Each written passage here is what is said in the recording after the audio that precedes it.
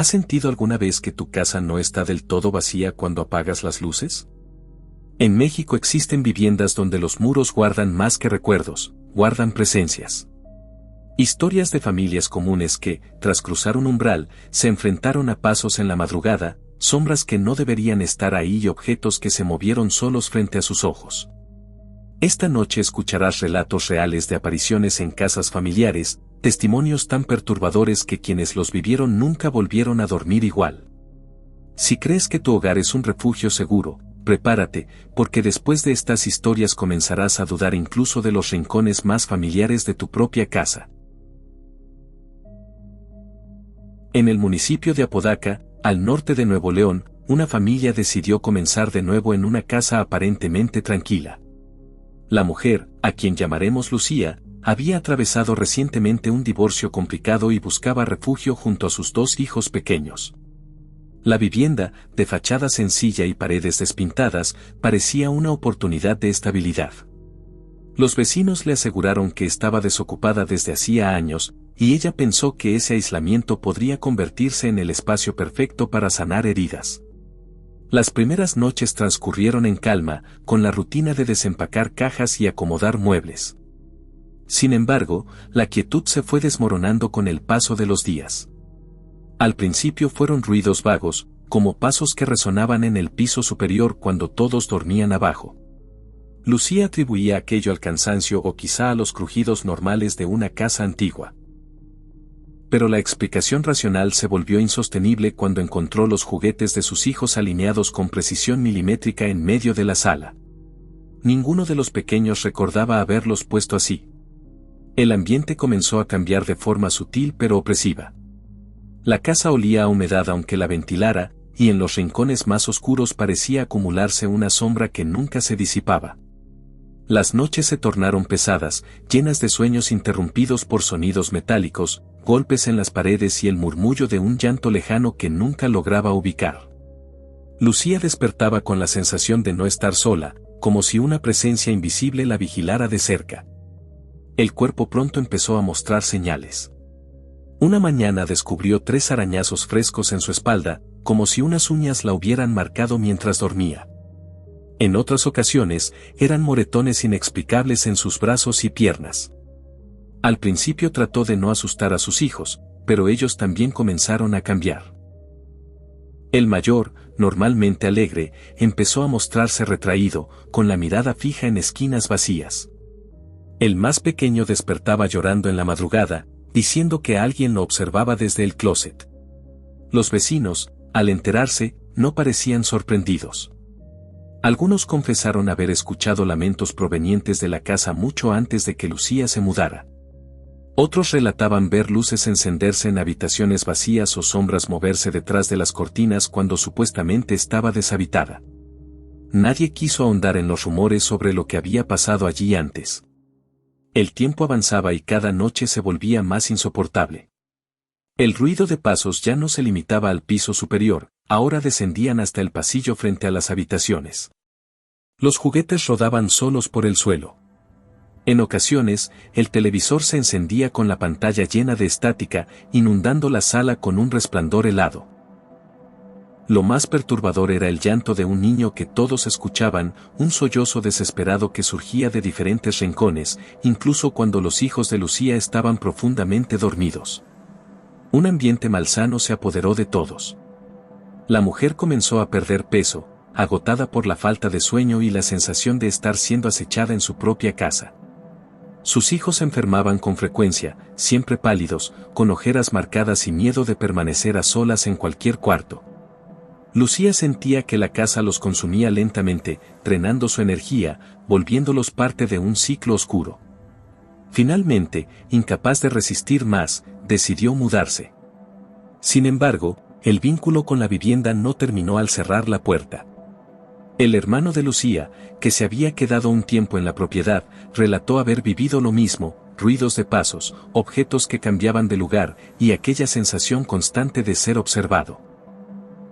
Incluso la nueva pareja de Lucía, que más tarde intentó habitar la casa por necesidad, confesó haber visto una figura infantil cruzar los pasillos en plena madrugada. La historia de esa vivienda se fue transmitiendo en voz baja entre los vecinos. Nadie quiso nunca investigar demasiado. Algunos aseguraban que tiempo atrás una familia había sufrido una tragedia en esas paredes, y que los llantos que todos escuchaban eran los de un niño que jamás encontró descanso. Otros preferían no hablar del tema, temiendo que al mencionarlo pudieran atraer esa misma desgracia a sus hogares. Hoy, la casa permanece en pie, silenciosa durante el día, pero cargada de rumores y sombras en la noche.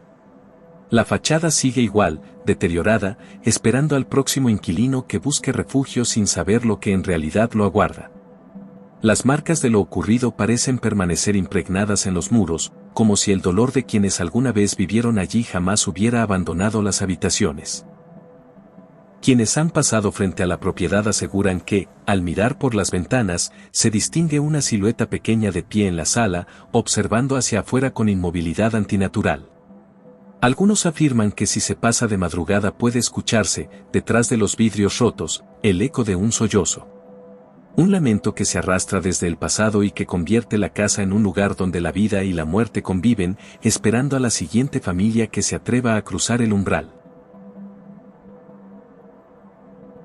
Si lo que acabas de escuchar logró erizarte la piel, imagina lo que aún falta. Suscríbete y activa la campanita para que no te pierdas ninguna de estas historias que parecen sacadas de una pesadilla, pero que ocurrieron en casas reales de México. Acompáñame, porque lo más inquietante apenas comienza. En el poblado de El Molino, un lugar apartado en las afueras de Chihuahua, las casas se levantan solitarias entre terrenos baldíos, calles de tierra y un aire que parece quedarse suspendido en el tiempo. Allí, una familia decidió establecerse en una vivienda amplia de muros de adobe pintados con cal blanca. Era una casa vieja, de techos altos y vigas oscuras, rodeada de un silencio que en apariencia transmitía tranquilidad. Pero bajo esa calma rural, algo más habitaba en su interior. El protagonista, al que llamaremos Ángel, tenía apenas 12 años cuando comenzó a notar que aquella casa no estaba vacía. Durante las noches, mientras estudiaba en su cuarto iluminado por un foco amarillento, escuchaba susurros provenientes del patio trasero. No eran voces claras, sino murmullos apagados que parecían confundirse con el viento, pero que siempre lo llamaban hacia la oscuridad. Al principio pensó que era producto de su imaginación, hasta que los susurros se volvieron cada vez más nítidos y parecían brotar desde dentro de las paredes. Los fenómenos aumentaron con el paso de los años. Una tarde, mientras la familia se encontraba reunida, una Biblia que reposaba en la mesa de noche cayó al suelo sin que nadie la hubiera tocado. El golpe resonó en toda la casa y dejó un eco extraño que duró más de lo normal. Ese incidente marcó un punto de no retorno. Desde entonces, los objetos comenzaron a moverse sin explicación. Puertas que se cerraban con fuerza, ventanas que se abrían solas en medio de la madrugada, aparatos que encendían sin electricidad, como si alguien invisible los manipulase. Ángel, que ya había cumplido 15 años, experimentó la aparición más aterradora. Una noche salió al patio tras escuchar pasos en la grava. Bajo la tenue luz de la luna, vio la figura de una mujer vestida de blanco, de rostro pálido y mirada fija. Sus ropas ondeaban sin viento y su silueta parecía flotar apenas sobre la tierra. Él se quedó paralizado mientras la figura se desvanecía lentamente frente a sus ojos, disolviéndose en la penumbra como humo arrastrado por la noche. Ese encuentro no fue el último. Con el tiempo, la casa se convirtió en un escenario de fenómenos continuos. En los pasillos, una sombra oscura recorría las paredes como si vigilara a los habitantes. El sonido de pasos descalzos resonaba sobre el piso de cemento a las 3 de la mañana, siempre en dirección al cuarto de Ángel. Cuando él abría la puerta, lo único que encontraba era un pasillo vacío, impregnado de un frío imposible de ignorar. El ambiente dentro de la vivienda comenzó a cambiar. El aire se sentía denso, cargado de un olor metálico parecido a la sangre oxidada. Las habitaciones se llenaban de una humedad extraña que impregnaba la ropa y los muebles. Los espejos se empañaban con figuras borrosas que no coincidían con los rostros de quienes se miraban en ellos. Ángel empezó a enfermar con frecuencia, debilitándose por falta de sueño y un miedo constante que lo mantenía al borde de la paranoia. En la comunidad, los rumores sobre la casa crecieron. Vecinos afirmaban haber visto una silueta blanca atravesando el portón en plena madrugada o escuchaban gritos ahogados que parecían salir de las ventanas cuando la familia dormía. Los ancianos del lugar relacionaban esas apariciones con la leyenda de una mujer que había perdido la vida en esa zona hacía décadas, conocida por algunos como la Dama del Molino. Contaban que su espíritu vagaba en busca de lo que alguna vez perdió, arrastrando consigo a quienes osaban instalarse cerca. La familia trató de mantenerse unida, pero la tensión se volvió insoportable. Las noches eran un desfile de ruidos, sollozos y golpes secos en las paredes. A veces, los objetos caían al suelo de manera sincronizada, como si alguien quisiera anunciar su presencia de manera violenta. Lo más perturbador era el llanto de una mujer que se escuchaba en las madrugadas, un lamento prolongado que atravesaba la casa desde el patio hasta las habitaciones. Ángel comenzó a registrar en un cuaderno las noches en que ocurrían los fenómenos. Descubrió un patrón inquietante: la mayoría de las manifestaciones sucedían en torno a la misma hora, entre las 2 y las 4 de la mañana. A veces, mientras escribía, las hojas se arrugaban solas bajo su mano o la tinta de su pluma se escurría formando manchas similares a rostros deformes. La energía de la casa parecía alimentarse del miedo. Mientras más aterrorizados estaban, más intensos se volvían los fenómenos. Una madrugada, Ángel se despertó inmovilizado en su cama, con la sensación de que un peso enorme se había posado sobre su pecho. Apenas podía respirar. Al abrir los ojos, vio sobre él la figura de la mujer de blanco, inclinada hacia su rostro. Su mirada vacía lo paralizó hasta que, en un parpadeo, desapareció. Con los meses, la familia se vio obligada a considerar abandonar el lugar. El desgaste físico y emocional era evidente: ojeras marcadas, insomnio, discusiones constantes, un miedo latente que se reflejaba en cada gesto. Finalmente, decidieron marcharse, dejando atrás muebles, pertenencias y recuerdos. La casa quedó vacía, pero no en silencio. Los habitantes del molino afirman que el lugar sigue activo. Aseguran que, de noche, desde la calle se pueden ver destellos de luz en las ventanas y escuchar el eco de pasos que recorren el interior.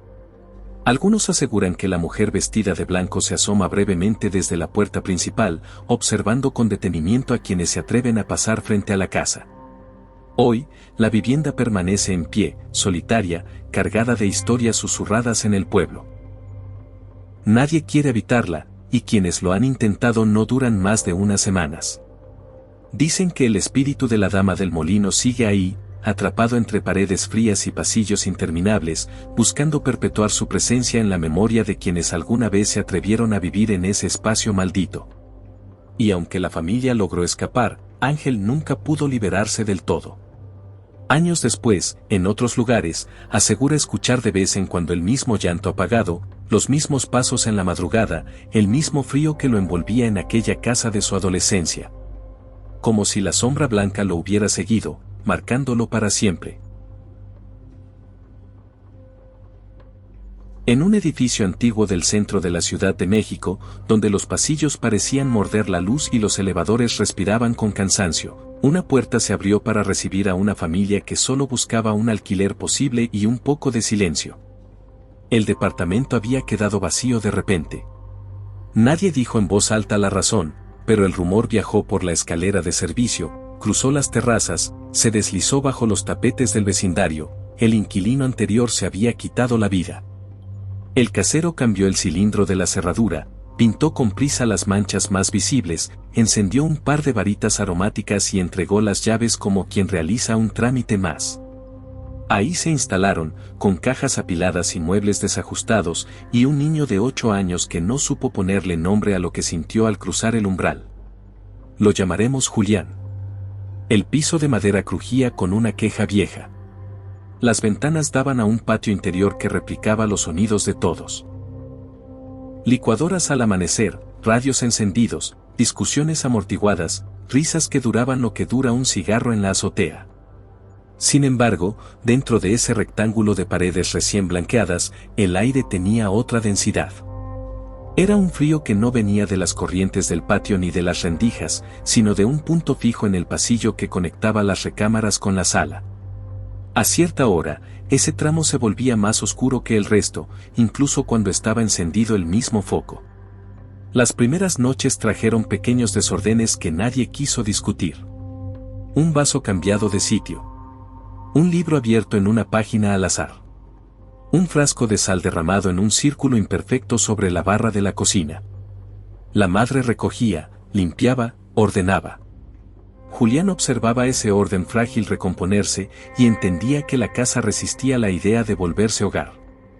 El casero había dejado un mueble alto, estrecho, encajado al final del pasillo. Tenía una puerta con espejo ahumado. Cuando nadie miraba de frente, ese espejo parecía tragar la poca luz que se atrevía a cruzarlo. El niño se acostumbró a la rutina nueva, escuela, tarea, televisión con antena. Se dormía temprano. A las 3 y algo, nunca supo si con 30 o 40 minutos, el edificio empezaba a hacer ruidos que no eran de cañerías ni de vecinos insomnes. Eran pasos. Se oían primero hasta el fondo del corredor comunal, cerca del cubo del elevador. Lentos. Luego más cerca, más marcados, con una cadencia que no era la de un visitante apurado ni la de un guardia. Eran pasos que conocían el trayecto de memoria, que doblaban con certeza en la esquina, que se detenían frente a la puerta nueva de la familia. Entonces, el silencio se compactaba y Julián sentía un peso sobre el pecho, una presión que no dolía pero impedía mover el brazo o encender la lámpara. El picaporte no giraba. El cerrojo no sonaba. Solo la certeza de una presencia frente al metal, al otro lado, inmóvil, paciente. Con los días, el pasillo del departamento adoptó un vicio invisible. A determinada hora, el aire ardía con un olor metálico, agrio, como monedas húmedas en la lengua. Las luces parpadeaban sin apagarse del todo y en el espejo ahumado emergían manchas que no estaban ahí por la mañana.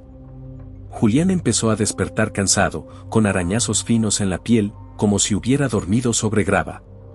Algunas mañanas también aparecían moretones en los brazos, redondos, simétricos, del tamaño de dedos que jamás lo tocaron. La madre atribuía todo a golpes en el recreo, a alergias, a la torpeza natural de un niño inquieto. El niño no discutía. Aprendió a mirar el piso cuando cruzaba el pasillo, a pegarse a la pared contraria al mueble con espejo, a no respirar hondo cuando el olor metálico regresaba. Una tarde de lluvia, la luz falló en todo el edificio. Los vecinos abrieron puertas para consultar, para ofrecer velas, para quejarse. En el cuarto de Julián, el apagón dejó un rectángulo de penumbra donde la cama parecía flotar. Entonces escuchó esa secuencia otra vez, pasos en el corredor comunal, encharcados, lamiendo el suelo con la suela mojada. Pasos que evitaban el charco grande, que sabían dónde el piso se levantaba, que se detenían frente a la puerta. Dentro del departamento, casi al mismo tiempo, otro par de pasos más leves empezó a cruzar el pasillo, desde el espejo hacia la sala. No había nadie más en casa. La sensación no fue miedo inmediato, sino una certeza helada. El departamento no estaba vacío, la frontera entre adentro y afuera se había desplazado. La familia aguantó los meses que aguanta cualquiera con deudas y compromisos. El casero se volvió evasivo. Los vecinos recomendaban estrategias. Sal para cruzar el umbral. Agua con ruda en las esquinas. Música suave por las noches. Un vecino de piso inferior, religioso, dijo que conocía a un pastor que podía orar en la casa. Aceptaron. El hombre llegó una mañana con un cuaderno de tapas flexibles y una botella de agua. Recitó en voz baja, tocó los marcos, dejó un hilo de agua en el suelo como si dibujara un borde, abrió el mueble estrecho del final del pasillo, empujó el espejo hasta escuchar el bisagraje que nunca nadie había forzado. Dejó el espejo entreabierto, para que respirara la madera, dijo. Mientras el pastor seguía, en la pared cercana al espejo brotaron gotas diminutas de condensación. No era humedad de la lluvia ni fuga, las gotitas se formaban y se deslizaban hacia abajo como si el muro estuviera sudando. Cuando el hombre terminó, el departamento se sintió vacío de repente, con un vacío peligrosa, la calma de la anestesia antes del corte. Esa noche no hubo pasos. Ni al día siguiente. La ausencia de ruido parecía una cortesía. La madre recuperó el sueño. Julián jugó sin mirar el pasillo. Los vasos permanecieron en su sitio. La primera semana se sintió como una tregua exacta. El domingo de la segunda, a las 3 y algo, el foco del pasillo explotó con un chasquido seco. Un olor a filamento quemado corrió hasta la cocina. Antes de que nadie se levantara, el espejo ahumado vibró como si alguien desde dentro lo hubiera golpeado con el puño. 3 veces. Luego se oyó, claramente, un arrastre, algo pesado, de tela o cuerda, recorría la duela en línea recta, desde el mueble hacia la recámara de Julián. La puerta de su cuarto estaba encajada, la madera se hinchaba con la humedad y costaba cerrarla. Esa noche amaneció abierta. El cuerpo del niño volvió a amanecer con marcas. Esta vez, no eran líneas finas ni moretones sueltos, eran impresiones profundas, 5 puntos sobre el antebrazo, exactamente espaciados, el molde de una mano que no había cruzado la puerta. En el espejo apareció una forma oval larga, opaca, como el rastro que deja una frente apoyada mucho tiempo, pero alargada, desproporcionada. La madre lloró en silencio en la cocina. Guardó las cosas sagradas en el cajón inferior, se aferró a la idea de que todo tenía una explicación que no alcanzaba todavía. Julián dejó de hablar del pasillo. Con el silencio llegó un entendimiento nuevo, la casa no pedía atención, la exigía. Las semanas siguientes delinearon un mapa invisible. A las 3 y algo, la secuencia, pasos afuera, frente a la puerta, silencio en el cerrojo, un golpe sordo en el espejo, el arrastre. A veces, en lugar del golpe, se escuchaba una respiración larga, sostenida, justo al otro lado del cristal ahumado. Otras, la televisión, apagada, lanzaba un parpadeo húmedo de estática sin encenderse del todo. En un par de ocasiones, el elevador se detuvo en el piso sin que nadie lo llamara y lanzó el timbre de llegada. El ruido metálico rebotaba dentro del departamento como una campanada vieja. El niño creció. Los años borraron el contorno de algunos miedos, pero dejaron intacta la arquitectura de la rutina. A los 16, un insomnio obstinado lo ancló a las noches. Aprendió a reconocer el minuto exacto en que la ciudad cambiaba de piel, taxis vacíos flotando en el periférico, vendedores de pan con sus cestas suspendidas, perros sin dueño en la esquina, los ojos de la ciudad entrecerrados. Dentro del departamento, el aire seguía clavado en el mismo punto del pasillo. El espejo ya no vibraba, ahora parecía transpirable, como una superficie líquida que podría admitir una mano hasta el codo. Julián dejó la escuela, consiguió trabajos breves, volvió tarde más de una vez. En esas madrugadas, el pasillo lo descubría siempre. No importaba el cansancio ni la música que aún le latía en los oídos, bastaban 3 pasos dentro y el frío de moneda en la lengua lo volvía un niño otra vez. Empezó a notar otra cosa, la sombra. No era un sujeto definido. Era una ausencia recortada en el aire, con hombros demasiado altos y un tallo de cuello que parecía llegar desde un punto que no era el cuerpo. La sombra se quedaba al final del pasillo, junto al mueble estrecho. No se movía, pero cada noche ocupaba 1 centímetro más del marco, se asomaba 1 milímetro más hacia la sala, insistía con la paciencia de la lluvia. Una madrugada sin viento, cuando el reloj de la cocina marcaba las 3:14 con un parpadeo verde, la sombra decidió avanzar. No lo hizo al ritmo de los pasos del corredor ni del arrastre detrás del espejo. Cruzó el pasillo sin sonido, sin peso, como una curvatura del aire. Donde pasaba, la pintura se empañaba, el yeso crujía con una sequedad breve, el foco arrojaba un halo más amarillento. Julián sintió la cama hundirse 1 milímetro en el centro y el techo bajar otro. Quiso respirar hondo y no pudo. Como en la infancia, la presión en el pecho lo ancló al colchón. En el borde de su visión, el espejo devolvía un pájaro negro deforme, un punto que se alargaba hasta ocupar toda la altura del cristal. En ese segundo dilatado, entendió que el espejo no mostraba. Repetía hacia atrás, como un pozo que devolvía la imagen de otro pozo. Amaneció con la marca completa de una mano en el esternón y con 3 líneas paralelas que cruzaban la clavícula como una firma. Ese día, la familia tomó una decisión aplazada. Empacaron lo indispensable. Dejaron libros, platos, cortinas, plantas moribundas. Entregaron las llaves, firmaron un papel, no reclamaron el depósito. Salieron sin mirar el pasillo comunal. El elevador tardó un siglo y cuando llegó, el timbre de llegada fue tan dulce que parecía una burla. El edificio siguió en pie. Nuevos nombres en los buzones, otras varitas aromáticas, otras manos borrando manchas, otras promesas de descuento. De vez en cuando, alguien contaba una anécdota suelta, ruidos a deshora, un espejo empañado con formas raras, las suelas mojadas marcando el corredor cuando no había llovido. Nadie unió los fragmentos. Nadie quiso unirlos. La ciudad es buena ocultando desapariciones que no son de personas sino de certidumbres. Pasó el tiempo. Julián cumplió años que no celebró. Cambió de barrios, de trabajo, de colchón. Aprendió a dormir con ruido de fondo. Creyó que la distancia apagaría los ecos. Algunas noches, en departamentos ajenos, el reloj digital volvió a parpadear a las 3:14. El aire, por un instante, se espesó con olor a metal. En un espejo cualquiera, en un baño rentado, en el lobby de un hotel barato, en la vitrina de una tienda vacía, apareció una forma oval borrosa a la altura del pecho. 3 golpes lejanos, secos, sonaron dentro de la cabeza como si una vieja bisagra quisiera recordar su mapa. Al despertar, a veces, en el brazo quedaban 5 puntos exactamente espaciados. La piel los olvidaba al mediodía, la memoria, no. Años después, por necesidad, pasó frente al viejo edificio. El revoque tenía nuevas grietas, pero la estructura seguía firme, como una costumbre. En el patio interior reconoció la textura del silencio. El elevador respiró con el mismo retraso.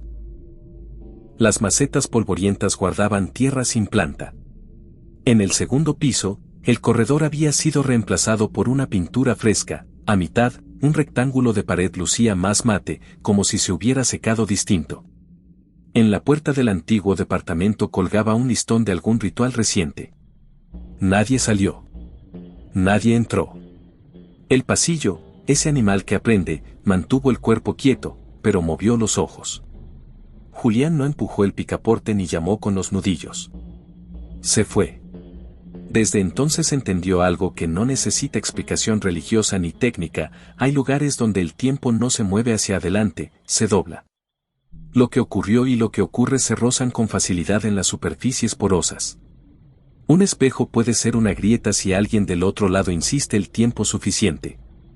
Un pasillo puede ser un río que desemboca en la misma noche, siempre. Unos pasos, repetidos como una oración, pueden tallar el metal de una puerta sin tocarla jamás. La casa, si todavía se le llama casa, seguirá esperando al siguiente inquilino económico, a la prisa de otra mudanza, a la fe breve de otra familia que vea en el blanqueado una promesa de comienzo. A las 3 y algo, el edificio recuperará su respiración más antigua. Afuera, la ciudad seguirá moviéndose con sus taxis vacíos, sus vendedores insomnes, sus perros sin dueño. Adentro, la secuencia perfecta volverá a escribirse: los pasos en el corredor, la pausa frente al umbral, el golpe sordo contra el espejo, el arrastre invisible sobre la duela.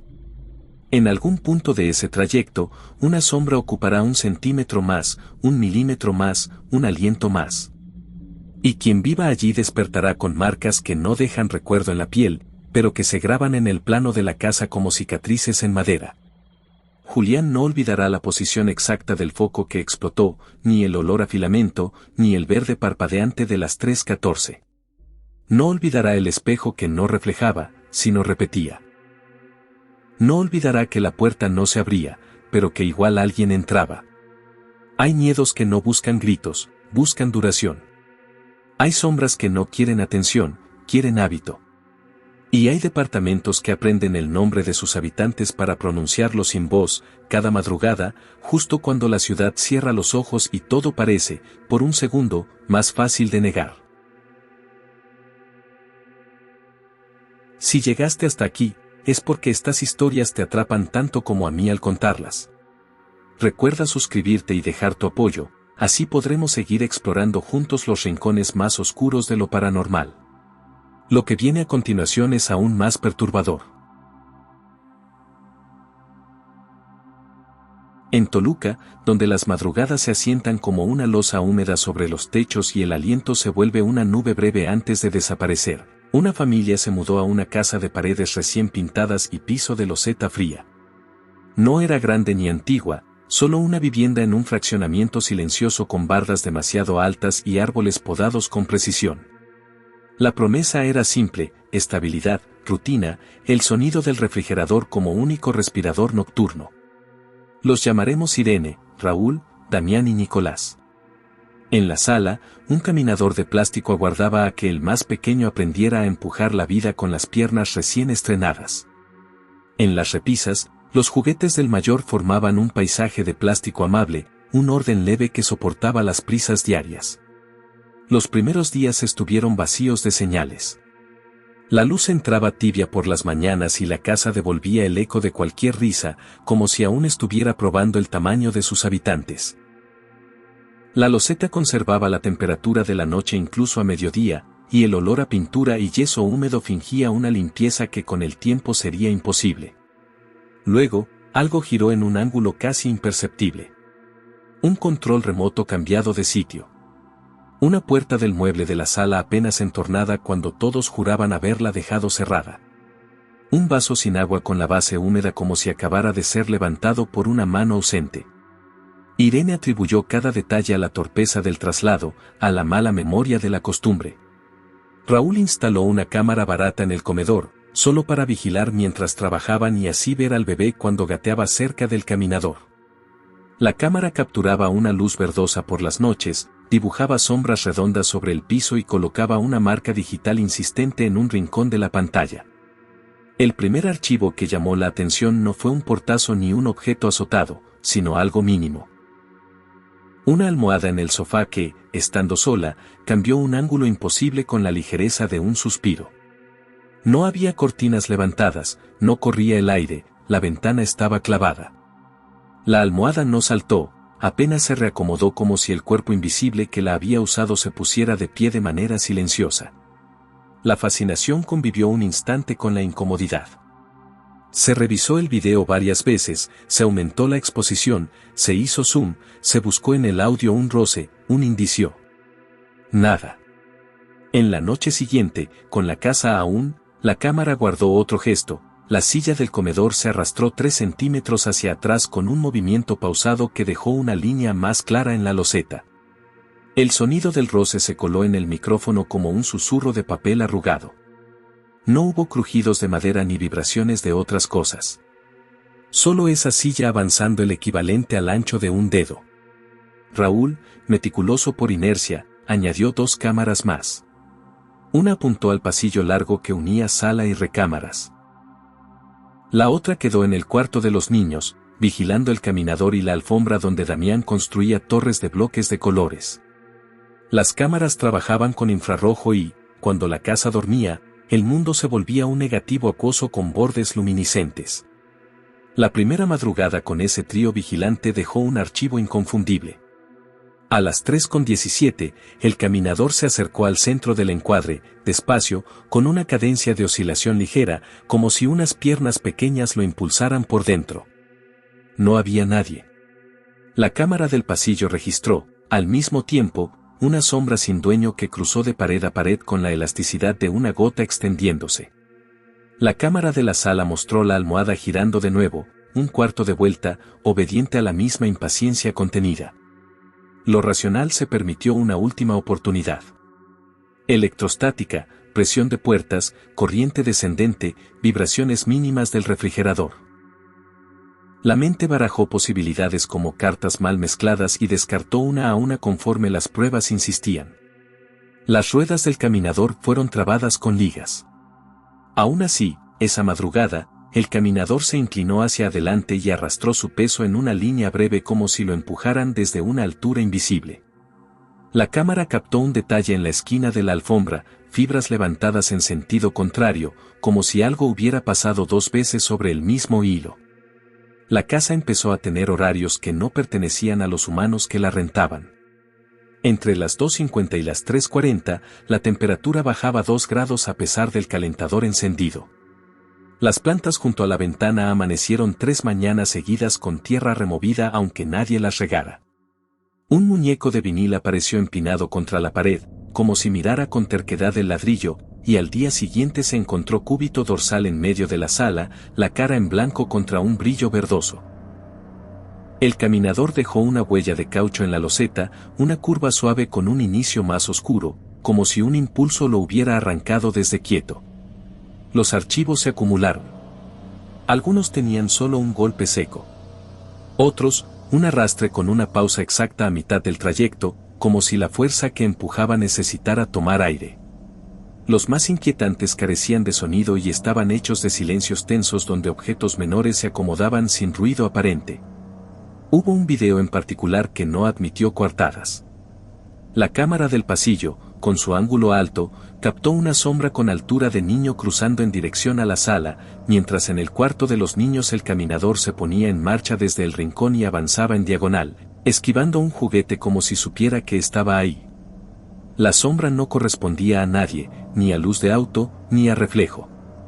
El caminador, con las ruedas trabadas, obedeció el trazo del pasillo que aún no existía en ese cuarto. La difusión fue un accidente. Un conocido, fascinado e incrédulo, pidió ver los videos. Hubo un traslado de archivos, hubo risas nerviosas, hubo morbo. Luego, todo se desbordó.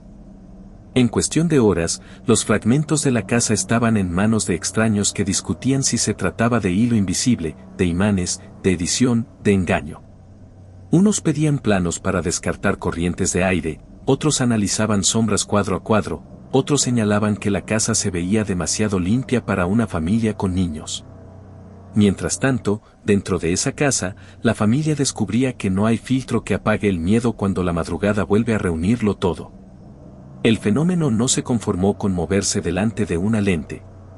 Aprendió rutas nuevas, penetró los huecos más íntimos, midió la tolerancia de los cuerpos. El caminador dejó de ser el único objeto dócil. Las sillas adoptaron ritmos propios, extrañamente semejantes a los espacios entre respiración y respiración. Las almohadas comenzaron a acomodarse en triángulo perfecto, como si alguien formara un sitio donde apoyar la cabeza que no estaba ahí. Los juguetes se ordenaron por tamaño durante la noche, del más pequeño al más grande, marcando una pendiente que señalaba al pasillo. En una ocasión, la cámara del cuarto se apagó 3 segundos y, cuando volvió, el móvil del techo giraba en sentido contrario al que lo impulsaba el aire. Irene despertó con marcas en el brazo, como si hubiera dormido con el codo contra un objeto rugoso. Damián empezó a tener sueño con los ojos abiertos, una especie de vigilia mal surcida en la que escuchaba el sonido del arrastre sin que el objeto estuviera en movimiento. Nicolás, sentado en su caminador, comenzó a mirar con fijeza el marco de la puerta de la recámara, sin reír ni llorar, como si una misma cosa lo extrañara y lo reconociera. El termómetro marcó 2 noches seguidas una temperatura más baja en el pasillo que en el patio, pese al clima exterior. La casa entera era una caja de resonancia para algo que no usaba voz. Alguien sugirió una presencia anclada. Otro habló de poltergeist.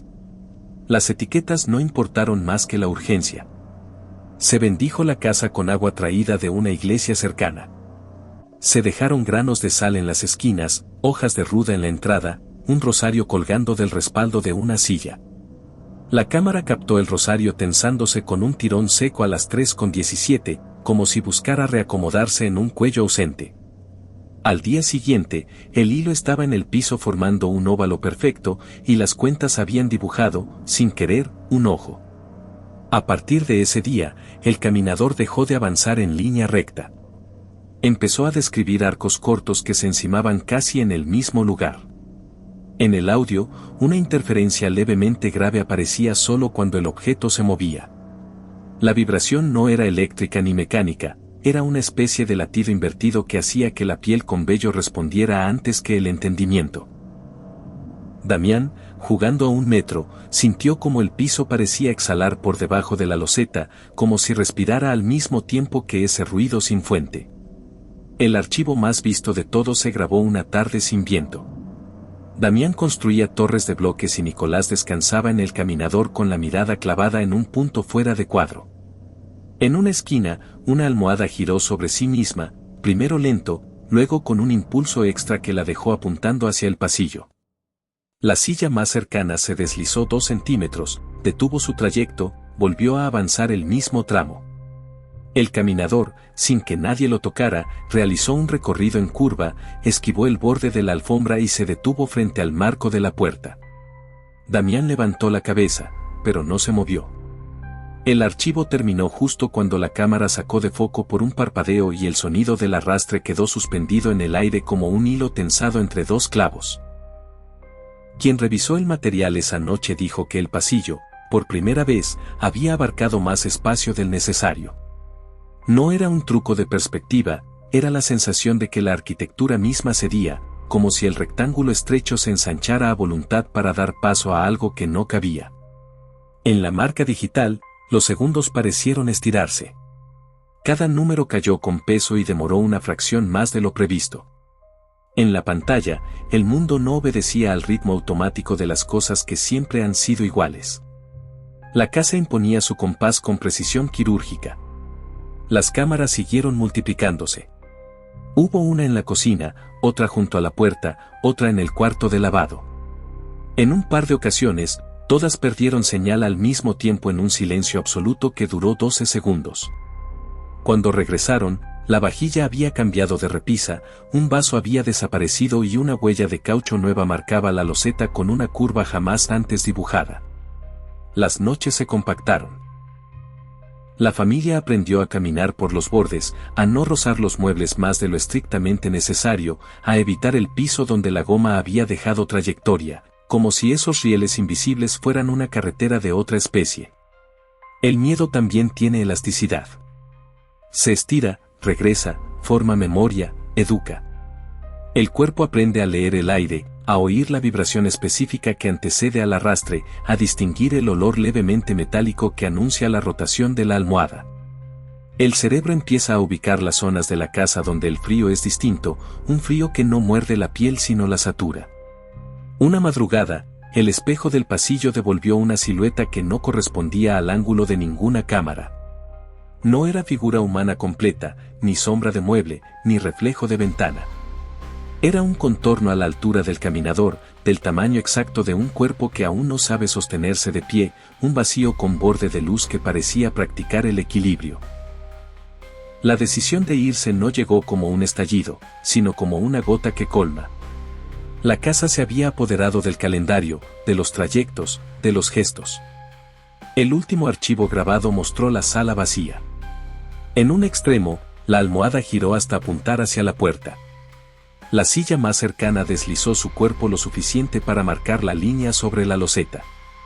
El caminador, sin ruedas libres, avanzó con fuerza en dirección al pasillo, dejó la huella de caucho más oscura de todas, titubeó un segundo frente al marco y se detuvo. En el audio apareció un soplo, apenas un hilo de aire aspirado, un silencio en negativo. Luego, la imagen vibró 1 milímetro como si la casa contuviera un impulso que no quería gastar en vano. El fraccionamiento amaneció igual que siempre al día siguiente. El volcán a lo lejos guardó su nieve alta, indiferente. La llave giró por última vez y el interior quedó preservado en el polvo que se levanta cuando nadie cruza. Durante un tiempo, los archivos siguieron circulando. Gente ajena describió diagramas, diseñó hipótesis, debatió con intensidad sobre el modo en que una almohada puede obedecer a un movimiento sin dedos. Alguien concentró los videos en una línea de tiempo, marcó con rojo los minutos exactos, encontró un patrón que se repetía como un rezo. Se concluyó muchas cosas para sostener el día a día. Dentro de la familia, las conclusiones no tuvieron utilidad. A partir de la mudanza, el fenómeno no desapareció del todo. Damián aprendió a reconocer en otras casas un aliento semejante. En departamentos prestados, el vaso dejó de estar donde debería 2 veces, y en un hotel barato con alfombra, el aire se espesó a una hora que no quiso mirar en el reloj. Nicolás creció con la costumbre de mirar hacia los marcos antes de cruzarlos, como si el mundo tuviera bordes que conviene respetar. Un caminador de otro niño se detuvo en el consultorio de un médico con un chirrido extraño, como si las ruedas recordaran un caucho que no les pertenecía. La casa de Toluca fue habitada de nuevo. No duraron mucho. Las cámaras que quedaron instaladas, desconectadas y sin servicio, guardaron silencio con un orgullo de máquina que se niega a ser útil para cualquiera. A veces, de noche, alguien que pasa por la banqueta asegura que se escucha un arrastre leve, como de mueble ligero, y un golpe hueco en la madera a la distancia. Nada que merezca intervención. Nada que detenga el paso. La ciudad sigue con su respiración fría y su gravedad particular. Hay casas que aprenden de quienes las habitan y luego repiten lo aprendido con la disciplina de los relojes verdaderos. La historia quedó en los discos duros, en servidores ajenos, en copias que ahora duermen en teléfonos rotos. Quedó también en la manera en que la familia mide la calma. Ningún objeto volvió a ser realmente inmóvil. Ningún pasillo, un simple conducto. Ningún sonido, del todo inocente. Al acomodar una almohada, el gesto se vuelve una prueba de equilibrio. Al mover una silla, el roce contra la loseta recuerda el pulso de otra noche que no quiere terminar. Al ver a un niño cerca de un caminador, el corazón descubre una repetición que la mente preferiría negar. En el fondo, lo que la casa enseñó no necesitaba nombre. Un lugar puede decidir moverse sin avanzar, respirar sin pulmones, recordar sin memoria. Un juguete puede conducirse como si existiera una mano pequeña convocándolo desde afuera del cuadro. Un objeto puede obedecer a una voluntad que no hace ruido, que solo reacomoda cosas para que la forma del miedo adquiera consistencia. A partir de cierto punto, el mundo no necesita gritar. Basta con que alinee una almohada hacia una puerta, que trace una línea de caucho con un caminador inmóvil, que detenga el aire de un pasillo un segundo más de lo normal. Y ese segundo, cuando se repite noche tras noche, se vuelve un país entero. Un país sin luz, sin voces, sin salida, donde lo cotidiano se curva apenas lo suficiente para que la realidad, obediente, termine por ceder. En la colonia Popotla, donde el rumor del tráfico se mezcla con las campanadas de iglesias antiguas y las azoteas guardan secretos bajo tendederos de ropa, se alza una casa de cantera cansada y balcones herrumbrosos. No es la más vieja ni la más hermosa, pero sus muros han absorbido tantas noches que parecen respirar a deshora. Dentro, el yeso se descascara con paciencia y el suelo guarda pequeñas ondulaciones como si algo se hubiera movido debajo durante años. Allí vivía una familia numerosa que sobrevivía con trabajos irregulares y promesas que se pateaban para la semana siguiente. El mayor de los hijos, a quien llamaremos Héctor, tenía la costumbre de coleccionar objetos sin historia, fotografías anónimas, monedas dobladas, libretas con páginas en blanco, cajas cerradas que nadie recordaba haber llenado. En un closet del pasillo, detrás de abrigos que ya no servían, encontró un tablero improvisado con letras pintadas a mano y una copa de vidrio opalino. La madera estaba suavizada por dedos desconocidos y el vidrio, con su borde grueso, tenía una muesca breve como un colmillo. La casa olía a polvo dulce y humedad vieja, y el tablero desprendía un vaho tenue a trementina. La familia almorzó tarde ese domingo y la tarde se volvió un rectángulo ámbar filtrado por las cortinas. Nadie notó la temperatura descendiendo en el pasillo ni el silencio microscópico que suele preceder a los sismos o a los recuerdos. Héctor colocó el tablero en la mesa de la sala, empujó libros y ceniceros para hacerse espacio y apoyó la copa sobre la palabra marcada como destino. No hubo ceremonia. El aire, sin embargo, contrajo el pecho de la casa 1 centímetro. Una hora después, el vidrio dejó un cerco húmedo en la madera, un círculo perfecto que no se secó hasta la noche. En la planta alta, una puerta se cerró con suavidad, empujada por ninguna corriente. Al día siguiente, en la pared junto al closet, aparecieron 2 manchas nuevas del tamaño de las palmas de una mano apoyada con fuerza. Las señales se acumularon con rapidez de rumor. Una canica, olvidada desde la infancia, salió de debajo del sofá y rodó hasta detenerse a mitad del pasillo como si escuchara una instrucción. Un espejo enmarcado con madera barata amaneció con una fisura en diagonal que no llegó a romper el cristal, solo a insinuar una grieta futura. La cocina, por su lado, empezó a despedir un olor metálico a ciertas horas, un perfume de clavos húmedos que no pertenecía a los guisos. A medianoche, Los espejos sudaban por dentro y las ventanas vibraban apenas, como si alguien respirara contra el vidrio desde afuera. En la primera semana, el tablero regresó por sí mismo al closet. Nadie lo vio desplazarse. Estaba ahí cada mañana como si nunca hubiera salido. La copa, en cambio, cambió de carácter. Recorrió la casa con la impunidad de un animal doméstico. Amaneció en el borde de la tina con una gota quieta en la curva, descansó sobre el televisor apagado dejando una huella opaca, apareció acostada en el recibidor con el borde apuntando hacia la puerta de la calle. Era un objeto simple convertida en brújula que señalaba una afuera que pronto empezaría a insistir para convertirse en adentro. La casa eligió una hora. A las 3:23, con obstinación quirúrgica, algo tensaba los hilos invisibles del ambiente. Las bisagras aprendieron a contestar con un chirrido breve, las tablas viejas del piso marcaron con crepitar el trayecto de pasos que no correspondían al peso de ningún cuerpo. La escalera se volvió un instrumento de pocas notas, 1, 2, 3, pausa, 1, 2, 3, pausa. En el cuarto de Héctor, el foco titiló por primera vez esa noche, apagándose apenas lo suficiente para insinuar una oscuridad compacta antes de volver a alumbrar la misma cama estrecha, la misma pared con pósters enmohecidos, la misma sombra de alguien de pie que no estaba ahí un segundo antes. El ataque comenzó de manera puntual y cortés.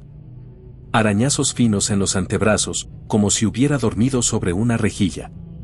Moretones redondos, idénticos, equidistantes, con el tono preciso de 5 dedos que aprietan sin apuro. Un hilo de sangre seca en la nuca que no encontró herida a la que pertenecer. Luego, la casa decidió presionar. La presión fue un peso de agua sobre el pecho que lo dejaba abierto como un cajón que no cierra, una marea con disciplina de metrónomo que impedía el movimiento durante los segundos exactos que separan una hora de su espejo. Al estar inmóvil, Héctor aprendió que la inmovilidad también es un trayecto.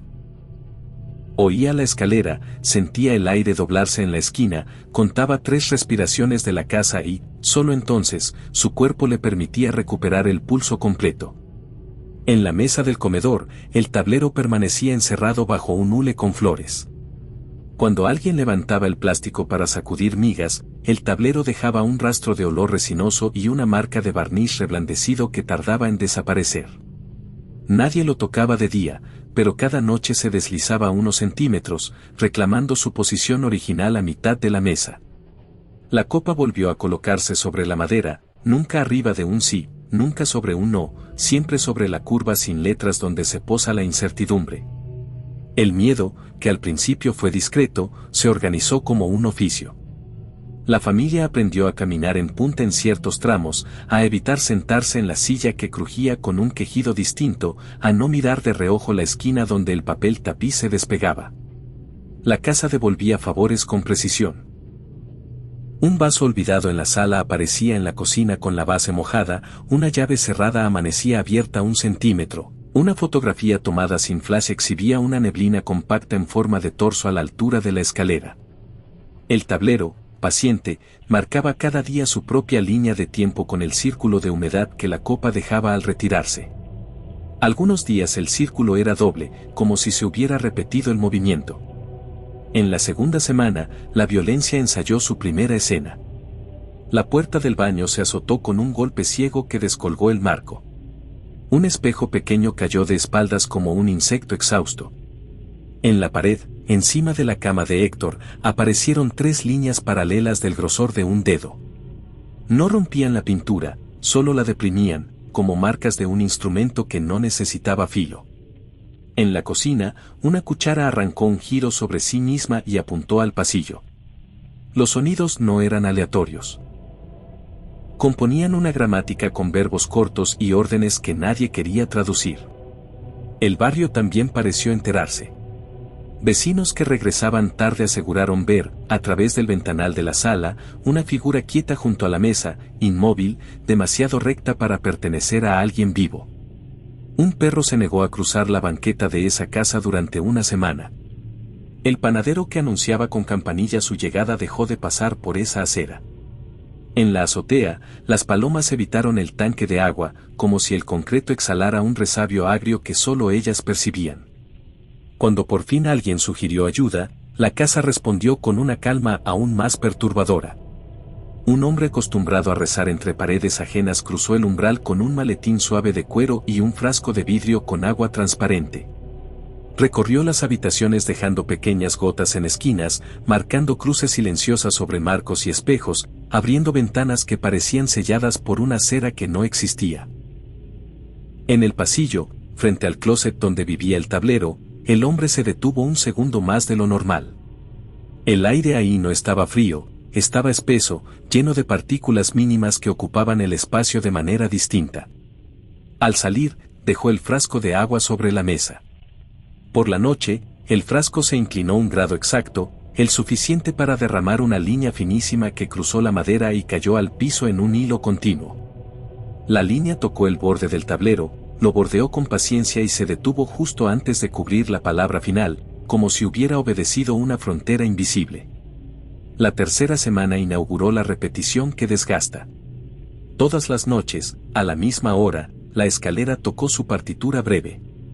En la sala, el foco vibró sin romperse. En el cuarto de Héctor, la sábana se tensó hacia abajo a la altura de los tobillos, dejando un surco que no coincidía con peso humano. Los objetos comenzaron a alinearse hacia el tablero, como si respondieran a un magnetismo que no era metálico.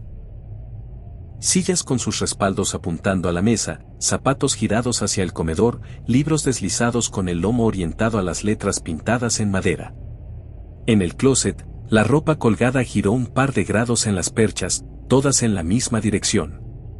Sobre la copa apareció una línea de grietas microscópicas que, vistas a contraluz, dibujaban una tela de araña dentro del vidrio. Héctor dejó de comer a la hora justa, empezó a bajar de peso y olvidó palabras que solía usar. En el espejo del baño, su cara tenía la misma expresión pero con un desplazamiento mínimo, como si alguien hubiera movido los rasgos un par de milímetros a la izquierda. La casa parecía entrenarlo para una prueba que nadie había anunciado. El sonido del tráfico en la noche llegaba amortiguado, como si el mundo hubiera extendido una manta espesa sobre el barrio. El reloj de la cocina se atrasaba 5 minutos cada madrugada y recuperaba el tiempo al mediodía, obstinadamente. El tablero, satisfecho con su centralidad, reclamó un gesto final. Una noche de lluvia, cuando el patio olía a tierra hinchada, la copa se movió con un impulso suave hasta salir del tablero y caer en el borde de la mesa. En lugar de rodar, permaneció inmóvil, sosteniéndose de un modo imposible, como si una mano la mantuviera en equilibrio. Por debajo de la copa, el círculo de humedad dibujó un contorno oscuro que no se secó durante horas. Dentro del contorno, el barniz parecía más nuevo, como si acabaran de aplicar una capa. A las 3:23, el vidrio cedió y se precipitó, pero no se rompió. Rebotó con elegancia, rodó un tramo y se detuvo junto a la silla que nadie usaba. El foco de la sala se apagó sin chasquido. La oscuridad, por primera vez, fue completa. Lo que siguió pareció trabajo de un artesano dedicado a los detalles. La ropa de cama amanecía ordenada con pliegues exactos como en un hotel antiguo. Las fotografías de la repisa, torcidas a propósito, aparecían derechas. Las puertas no cerraban de golpe, se ajustaban con un encaje paciente. Alguien, o algo, quería la casa en condiciones de ceremonia. El tablero, limpio de polvo, quedó en el centro como un altar de instrucción primaria. Sobre la madera, en el punto donde el barniz lucía más brillante, apareció un círculo más pequeño, más oscuro, perfecto. Dentro de ese anillo, la luz no era igual. Lo que se reflejaba ahí no pertenecía del todo al cuarto. En la última noche, la casa desplegó su lección completa. La escalera marcó su ritmo, el reloj se detuvo, el aire cambió 3 veces de densidad, los muros exhalaron un aliento húmedo que dejó un sabor metálico en la lengua. Héctor sintió el peso en el pecho y no peleó. Los dedos invisibles alcanzaron la clavícula y presionaron con calma. En la mesa del comedor, sin manos que la guiaran, la copa recorrió la madera con la paciencia de los astros. No se detuvo sobre palabras, cruzó el tablero como un péndulo que señalara una ausencia. El círculo de humedad se hizo triple, y las líneas se encimaron con una precisión que dejaba saber que aquello llevaba practicándose mucho tiempo. En el pasillo, el closet se abrió un palmo. Detrás de los abrigos, la oscuridad parecía tener textura, como si fuera posible tocarla y sentirla grumosa en los dedos. Cuando amaneció, nadie quiso citar una explicación. El tablero volvió al closet y el closet fue sellado con clavos viejos y cinta adhesiva que jamás detendrían nada. La casa recibió un baño de pintura sin convicción, las cortinas cambiaron, los muebles rotaron de lugar. Nada de eso alteró la arquitectura invisible que ahora estaba inscrita en cada habitación. A mediodía, la copa apareció acostada en el interior del horno apagado, limpia, sin polvo, con la muesca del borde brillante como si la hubieran pulido por dentro. Héctor la guardó envuelta en un trapo en la parte más alta de la alacena, como quien esconde un cuchillo que nunca utilizará. Tiempo después, la familia se mudó. La casa quedó con ecos de pasos y algún mueble indeciso. Nuevos inquilinos entraron con la fe de las mudanzas. Los vecinos vieron otra vez cortinas recién lavadas y escucharon risas nuevas rebotando contra los balcones. Las noches, sin embargo, obedecen a los mapas viejos y la casa aprendió a enseñar sin hacer ruido. A veces, a las 3:23, un vaso queda con un cerco de humedad perfecto, una puerta se niega a cerrar del todo, un reloj se atrasa 5 minutos y se corrige a mediodía. Cuesta notar la rutina cuando no se conoce el origen, pero la casa se encarga de que el origen no importe. Héctor no regresó. Aprendió a caminar lejos de espejos a ciertas horas, a no dejar copas boca abajo, a no recolectar objetos sin historia.